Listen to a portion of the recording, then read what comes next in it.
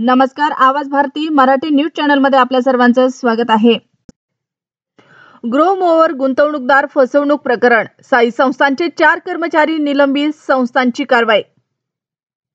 प्रसिद्ध अभिनेत्याचा समुद्रात बुडून मृत्यू, पोहताना लाटेने खेचून घेतल्याने झाला अनर्थ.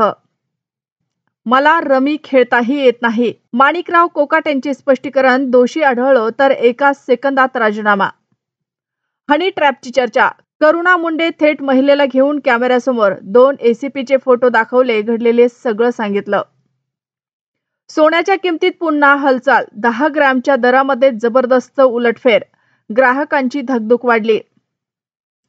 लेकरासारखं सांभाळलं त्या माऊलीचाच घात केला. 15 तोळे सोन्यासाठी ओमने महिलेला संपवलं.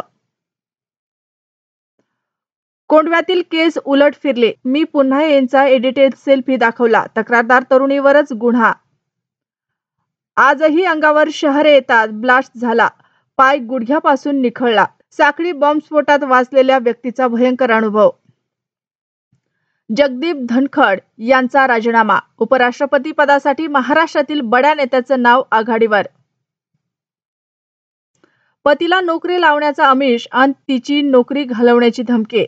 हायवेवरील हॉटेलमध्ये प्रफुल्ल लोढांच्या काळ्या कारनाम्यांनी संताप. मुंबई पोलिसांकडून पुण्यात आणण्याची प्रक्रिया सुरू. 100 जणांचे मृतदेह दफन केले. अनेक महिलांचे नग्न अवस्थेत मृतदेह पाहिले. सफाई कर्मचाऱ्याच्या दाव्यानं देश हादरला. तोंडावर स्प्रे मारून अत्याचाराचा बनाव, पुरावे तयार करून पोलिसांचीच दिशाभूल. शहरातील 500 अधिकारी कर्मचाऱ्यांना कामाला. कोंढव्यातील त्या तरुणीच्या अडचणी वाढल्या. पोलीस अधिकारी घाटकोपरच्या फ्लॅटवर बांगलादेशी महिलांना घेऊन येतात आणि त्यांच्यावर हनी ट्रॅप प्रकरणातील महिलेचा गंभीर आरोप. मुलावर 3 जणांनी केला अत्याचार, 2 आरोपी अल्पवयीन. मुंबईतील धक्कादायक घटनेनं खळबळ.